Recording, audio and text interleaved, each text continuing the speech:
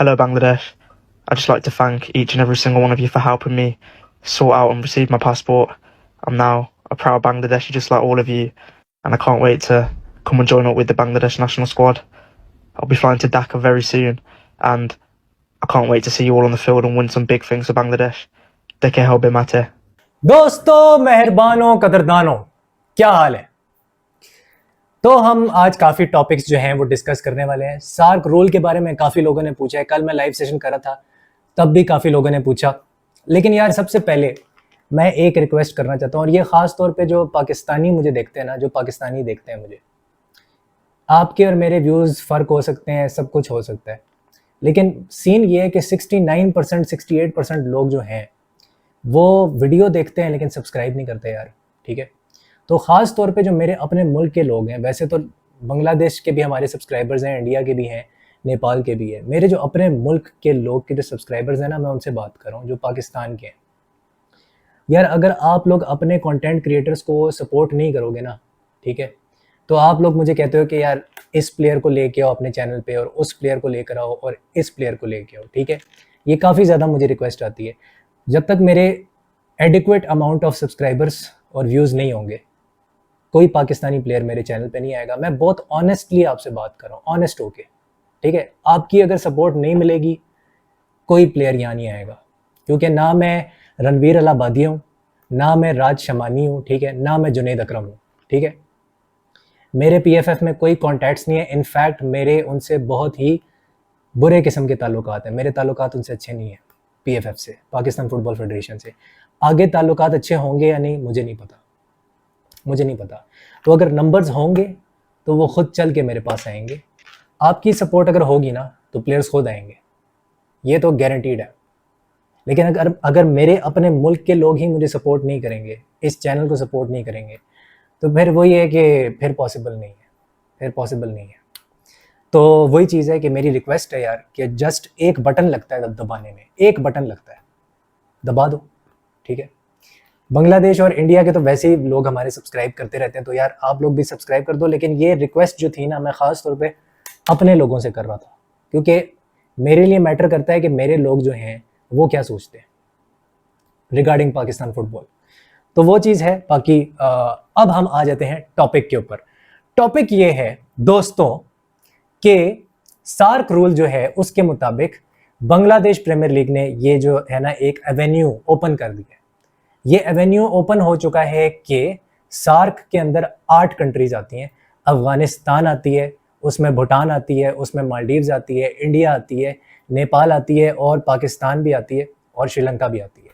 तो ये सारी जो कंट्रीज हैं, यानी कि बांग्लादेश के अलावा जो 7 कंट्रीज हैं इंक्लूडिंग अफगानिस्तान, वो जो कंट्रीज हैं वो खेल सकते हैं। उनके जो प्लेयर्स हैं, प्लेयर्स वो as a local player, as a local player वो खेल सकते हैं बांग्लादेश प्रीमियर लीग में।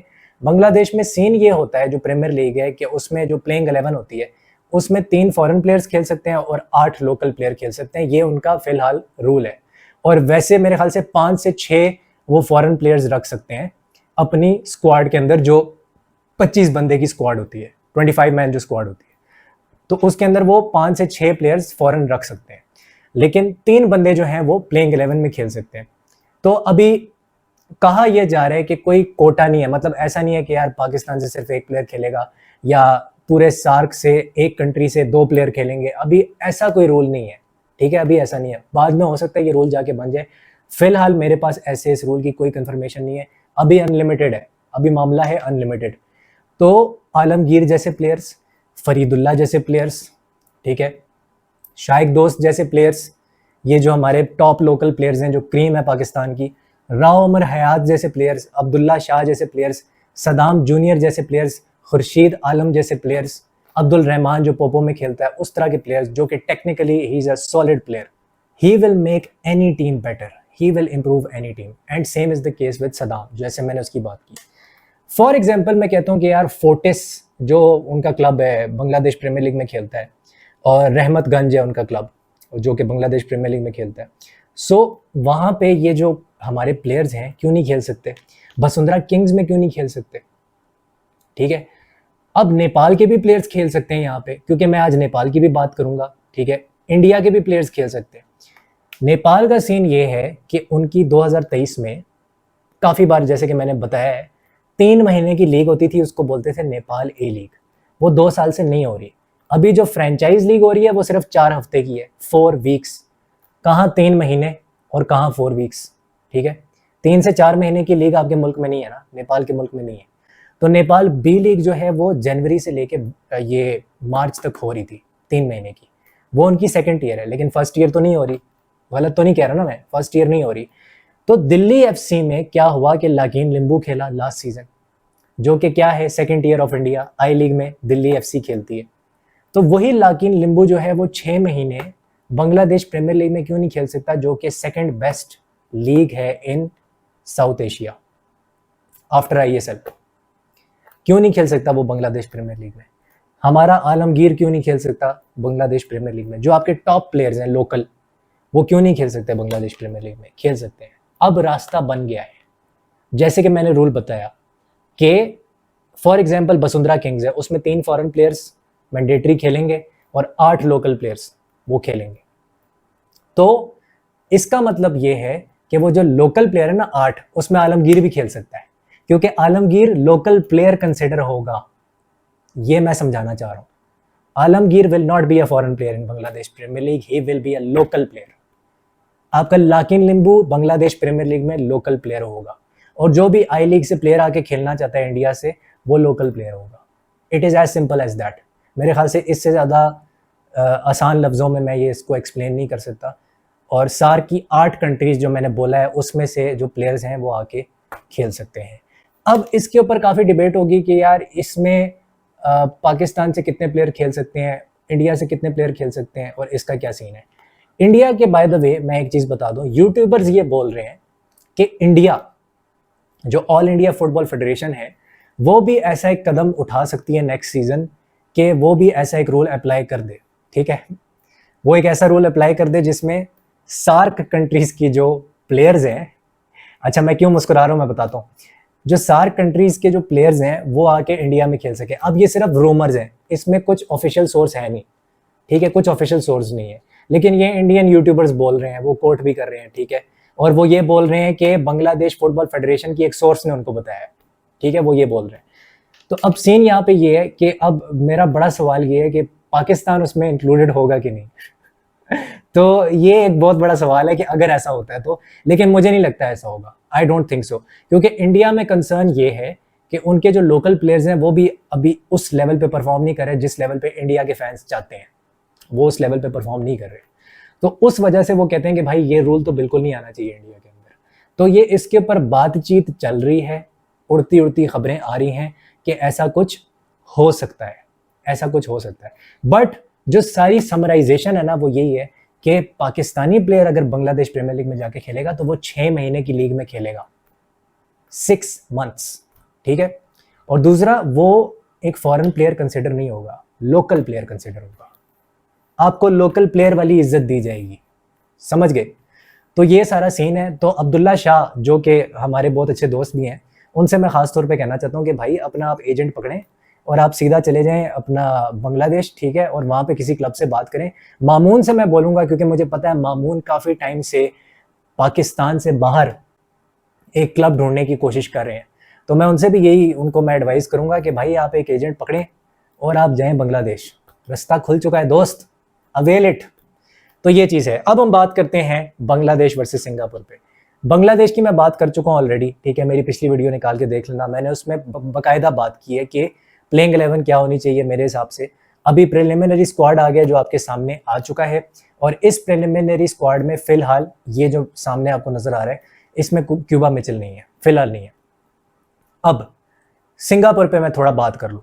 सिंगापुर जो है वो मोस्टली लेफ्ट हैंड साइड से अटैक करती है, लेफ्ट फ्लैंक से, लेफ्ट विंग से सिंगापुर अटैक करती है। मोस्टली वो फ्लैंक्स का इस्तेमाल करती है, ठीक है। और मैंने कुछ मैचेस में देखा है 41 लॉन्ग बॉल्स, कुछ मैचेस में देखा है 57 लॉन्ग बॉल्स, कुछ मैचेस में मैंने देखा है ये जो इनका आई थिंक वियतनाम वाला मैच आई सपोज था, मुझे अभी करेक्ट रिकॉल नहीं हो रहा, बट मैं यहाँ पे लगा दूंगा 68 लॉन्ग बॉल्स दिए थे सिंगापुर ने इस वाले मैच में। ये तुम यहाँ पे देख भी सकते हो, ठीक है। सो इसका मतलब ये है कि वाइडर एरियाज ये यूज़ करते हैं, ठीक है। क्रॉसेस देने की कोशिश करेंगे, लेकिन म्यांमार जितने क्रॉसेस नहीं देते। म्यांमार मैंने नोट किया है कि म्यांमार काफ़ी ज़्यादा क्रॉसेस देती है। म्यांमार 35-40 क्रॉसेस दे रही होती है, 25 क्रॉसेस आ रहे होते हैं। इनके आपको मोस्टली नज़र आएगा 6 क्रॉसेस हैं 90 मिनट्स के अंदर, 15 क्रॉसेस हैं 90 मिनट्स के अंदर। इतने ज़्यादा नहीं है जितना मैंने म्यांमार का देखा था, क्योंकि मैं म्यांमार को भी स्टडी किया था, लास्ट वीडियो मैंने उस पर बनाई थी। तो मैंने ये नोटिस किया है कि इतने क्रॉसेस नहीं देती सिंगापुर, बट लॉन्ग बॉल्स काफ़ी ज़्यादा देती है। इसका मतलब ये है कि आपको सेकंड बॉल और फर्स्ट बॉल जीतना बहुत ज़्यादा इंपॉर्टेंट हो जाएगा, और आपके लिए ज़रूरी होगा कि आप एरियल ड्यूल्स अपने लाजमी तौर पे जीतो, वो जीतना ज़रूरी है। यहाँ पे एक चीज़ तुम लोग नोटिस करना, ठीक है, मैंने इनका हांगकांग और वो सिंगापुर वाला पूरा मैच बैठ के देखा है अभी रिसेंटली। उसमें बिल्कुल क्लियर नज़र आ रहा था कि 4-2-4 के अंदर ये खेल रहे हैं, 4 डिफेंडर, 2 डिफेंसिव मिडफील्डर और 4 अटैकर, जैसे आर्ने स्लॉट की लिवरपूल खेलती है 4-2-4 in terms of of the ball. ये क्या स्ट्रक्चर है? ये ऑफ द बॉल स्ट्रक्चर है, ऑफ द बॉल, जब बॉल उनके पास नहीं है। सो 4-2-4 का उनका स्ट्रक्चर रहता है, उस तरह से वो खेलने की कोशिश करते हैं। तो एक और चीज़ मैंने इसमें नोटिस की है कि जो लेफ्ट बैक है और राइट बैक है सिंगापुर का जो लेफ्ट बैक है और राइट बैक है, इन्वर्टेड है, अंदर की तरफ खिंचा हुआ है, इंटीरियर जोन्स में है। इसका मतलब पता है क्या है कि आपने क्या करना है कि अपने विंगर्स के साथ, जैसे फहमीदुल इस्लाम है जो कि प्रिलिमिनरी स्क्वाड में है, उसको कहना है कि यार तू बाई लाइन पे रहे और तू स्ट्रेच कर प्ले को। तूने बाई लाइन पे रहना है। रकीब हुसैन को भी कहना है भाई तू बाई लाइन पे रहे और तूने स्ट्रेच करना है प्ले को। जितना ज्यादा प्ले को स्ट्रेच करोगे उतना ज्यादा उनका डिफेंस च्युइंगम की तरह खिंचता जाएगा। मतलब तुम्हारे विंगर्स को क्या मिलेगा? टाइम एंड स्पेस, जो कि जावी बोलता है बार्सिलोना के लिए, कि जावी क्या कहता है, time and space is the most important thing. तो वो आपको मिलेगा यहाँ पे। मेरा सबसे बड़ा क्वेश्चन यहाँ पे ये है कि क्योंकि सिंगापुर लेफ्ट हैंड साइड से ज्यादा अटैक करती है 65% ऑफ द टाइम्स, तो राइट बैक कौन खेलेगा भाई बांग्लादेश का? ये बता दो मुझे। ये मेरा बांग्लादेश के लोगों से सवाल है। क्या रहमत मियाँ खेलेंगे? रहमत मियाँ क्या खेलेंगे? शकील आहद टोपू भी है, वो भी राइट बैक पे खेल सकता है। क्या आपकी नज़र में ताजुद्दीन खेलेगा? मेरे लिए पर्सनली मैं ये बोलूँगा कि ताजुद्दीन को खेलना चाहिए, क्योंकि मैंने उसको रहमतगंज का जो क्लब है बांग्लादेश प्रीमियर लीग में, उसमें खेलते हुए मैंने उसको देखा है। 2-3 मैचेस देखे हैं, ज़्यादा नहीं देखा, बट देखा है उसको खेलते हुए इस season. I think he is a solid player. I truly believe he is a solid player. और मैंने पहले भी उसकी बात की है कि वो एक सॉलिड डिफेंडर है। डिफेंसिवली वो आपको एक बहुत अच्छा कवर दे सकता है। He is a better defender than his brother Saduddin, जो कि लेफ्ट बैक भी खेल सकता है और वो राइट बैक भी खेल सकता है। बट सादुद्दीन की पोजिशनिंग बहुत ख़राब है और मैं कोई इतना इम्प्रेस्ड नहीं हूँ सादुद्दीन से एज अ प्लेयर।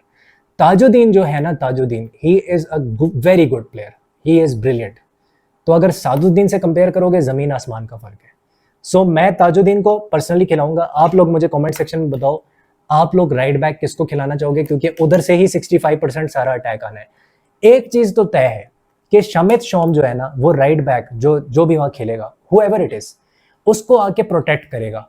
और शमित शोम जो है जब डबल पिवट खेलती है उसमें वो राइट साइडेड होता है और हमजा चौधरी लेफ्ट साइडेड होता है। हमने इंडिया के खिलाफ भी ये देखा था कि जब डायमंड मिडफील्ड थी तो हमजा चौधरी लेफ्ट पे था और राइट साइड पे जो थे वो आई थिंक मुजीबुर रहमान जॉनी थे। तो उस तरह से वो खेल रहे थे।